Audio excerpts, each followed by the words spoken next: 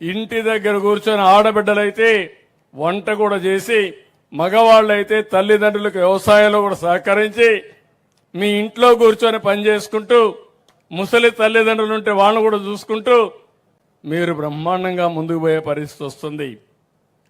ఇప్పుడు రాను రాను పని చేసే పరిస్థితులు మారుతున్నాయి. తెలివితేటలుంటే పని మనల్ని ఎత్తుక్కుంటూ వస్తుంది. తెలివితేటలు లేకపోతే మనం అడుక్కున్నా మనకు ఉద్యోగాన్ని ఇచ్చే పరిస్థితిలో ఉండరు. ఈరోజు 95లో నేను ఐటీ మాట్లాడాను. ఆ రోజు నేను ఐటీ మాట్లాడితే ఈ పిల్లలందరూ దూసుకెళ్లే పరిస్థితికి వచ్చారు. ఇక్కడే కాదు, ప్రపంచం మొత్తం. ఒకసారి ఆనందం. ఈరోజు మీరు ఒక్కసారి చూస్తే అమెరికాకు పోతే అమెరికాలో తలసరి ఆదాయం ఎక్కువ సంపాదించే వాళ్ళు ఎవరంటే దానికి చిరునామా తెలుగు వాళ్ళని చెప్పి కూడా నేను మీకు తెలియజేస్తున్నా. అమెరికాలో ఉండే అమెరికన్స్ ఆదాయం $60,000. అదే ఈ తెలుగు బిడ్డల ఆదాయం $1,20,000. వాళ్ళకంటే డబల్. మొన్నటి వరకు మాట్లాడారు ఇంగ్లీష్ వస్తేనే ఉద్యోగాలు వస్తాయని. ఇంగ్లీష్ కాదు, నాలెడ్జ్ ఉంటే ఉద్యోగాలు వస్తాయి. నాలెడ్జ్ లేకపోతే ఇంగ్లీష్ నేర్చుకుంటాం కానీ నాలెడ్జ్ మాత్రం చదువుతోనే వస్తుంది. ఈ విషయం గుర్తుపెట్టుకోవాల్సిన అవసరం ఉంది. ఈరోజు మీ అందరి కోసం నేను చాలా ప్రయత్నాలు చేస్తున్నాను. నిన్న మొన్న మీరు చూశారు. ఇప్పుడు మీరు ఎక్కడికి పోయే పని లేదు. దర్జాగా వాట్సాప్లోనే మెసేజ్ పెడితే ఏ సర్టిఫికెట్ కావాలన్నా మిమ్మల్ని ఎత్తుక్కుంటూ వస్తుంది తప్ప మీరు ఎక్కడికి పోయే పరిస్థితి లేదు, అవసరం లేదు. నేను అందుకనే వాట్సాప్ గవర్నెన్స్ తీసుకొచ్చాను. ఇంతవరకు మీరు ఫోన్లో మీ స్నేహితులతోనో మీ కుటుంబ సభ్యులతో మెసేజ్లు పెట్టుకుంటున్నారు. ఇప్పుడు ఏ పని కావాలన్నా, ఇన్కమ్ సర్టిఫికెట్ కావాలన్నా, డేట్ ఆఫ్ బర్త్ కావాలన్నా, మీ కాలేజీల్లో హాల్ టికెట్ కావాలన్నా, ఒకటి కాదు ఇప్పటికి 160 సేవలు పెట్టాం. భవిష్యత్తులో ప్రభుత్వం ఇచ్చే ప్రతి ఒక్క సేవ కూడా మీ సెల్ ఫోన్ లో వాట్సాప్ ద్వారా మీకు పంపించే బాధ్యత మాదని మీ అందరికీ హామీ ఇస్తున్నా.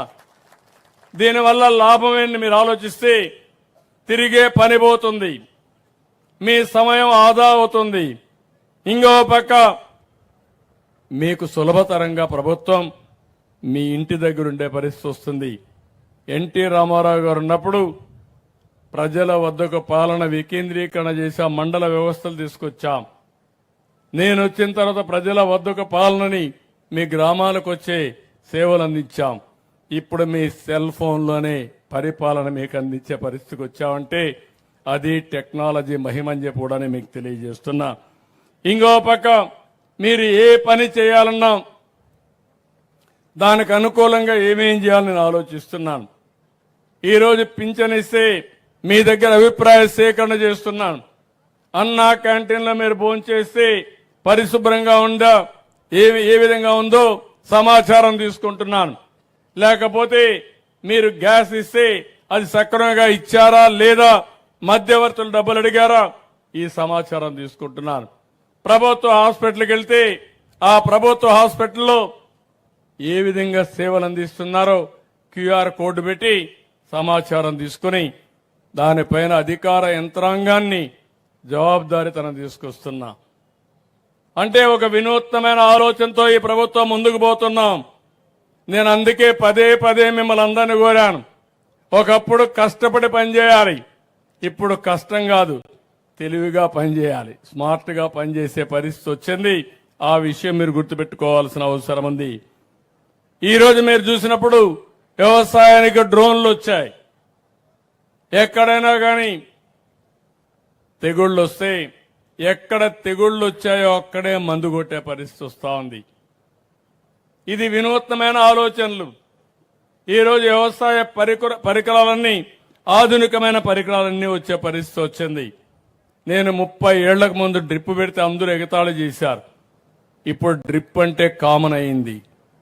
అంటే ఈరోజు ఇవన్నీ కూడా మనం ముందుకు పోతూనే, ఒకప్పుడు 95లో నేను ఇన్ఫర్మేషన్ టెక్నాలజీ మాట్లాడాను. 2025లో మాట్లాడుతున్నాను, ఆర్టిఫిషియల్ ఇంటెలిజెన్స్ మాట్లాడుతున్నా. ఈరోజు మీరు గుర్తుపెట్టుకోవాలి, మీకు ఏదైనా డౌట్ వస్తే మీరు స్నేహితులను అడుగుతారు, మీ ఫ్రెండ్స్ని అడుగుతారు. ఇప్పుడు మీ దగ్గరుండి అని అడిగితే చాట్ బాట్ని అడిగితే అదే చెప్పేస్తుంది ఏది వాస్తవం ఏది కాదని. దానిపైన మీరు ఆలోచించుకునే పరిస్థితి వస్తారు. ఒక పక్క ఐటీ పిల్లలు యూస్ కేసెస్ తయారు చేసే పరిస్థితికి వస్తున్నారు.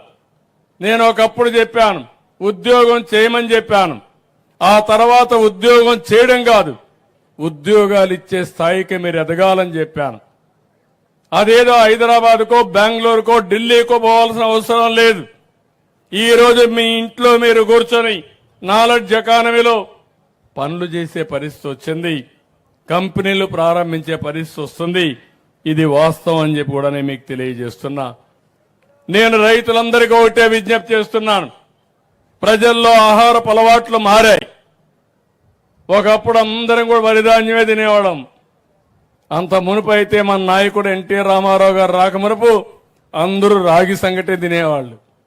ఆయన వచ్చిన తర్వాత ₹2 కేజీ బియ్యం పెట్టి అందరికీ రైస్ ఇచ్చే పరిస్థితికి వచ్చారు. ఈ రోజు రైస్ కూడా తినే పరిస్థితి లేదు. చాలా మంది షుగర్ వస్తుందని రైస్ మానేసి కూరగాయలు ఎక్కువ తింటున్నారు, లేకపోతే ప్రోటీన్స్ ఎక్కువ తింటున్నారు, మిల్లెట్స్ ఎక్కువ తినే పరిస్థితికి వస్తున్నారు. ఇలాంటివి వచ్చినప్పుడు రైతులు కూడా మారాల్సిన అవసరం ఉంది. ఇప్పటికే చాలా మంది మారారు. ప్రజల ఆహార అలవాట్లు బట్టి మన పంటల విధానానికి కూడా శ్రీకారం చుట్టాం. రాయలసీమలో హార్టికల్చర్ వస్తా ఉంది, ఆంధ్రాలో అక్వాకల్చర్ వస్తా ఉంది, మిల్లెట్స్ ఎక్కువ ఉత్పత్తి చేసే పరిస్థితికి వచ్చారు. ఇలాంటి అనేక కార్యక్రమాలతో మనం ముందుకు పోతున్నాం. ఈ విషయం కూడా మీరు ముందు గుర్తుపెట్టుకోవాల్సిన అవసరం ఉంది. నేను అందుకని ఒకప్పుడు కరెంట్ అయితే ఎక్కడో ఉత్పత్తి అయ్యేది. ఈరోజు మీ ఇంటి పైన మీరు కరెంట్ ఉత్పత్తి చేసుకునే పరిస్థితికి వచ్చాం. రూఫ్ టాప్ లో పవర్ తయారు చేసుకునే పరిస్థితికి వచ్చాం. సూర్యగర్లో ప్రతి ఒక్క ఇంటికి 2 కిలోవాట్లంటే 240 యూనిట్లు ఉత్పత్తి చేసుకోవడానికి ఫ్రీగా ఇస్తున్నాం ఎస్సీలకు ఎస్టీలకు.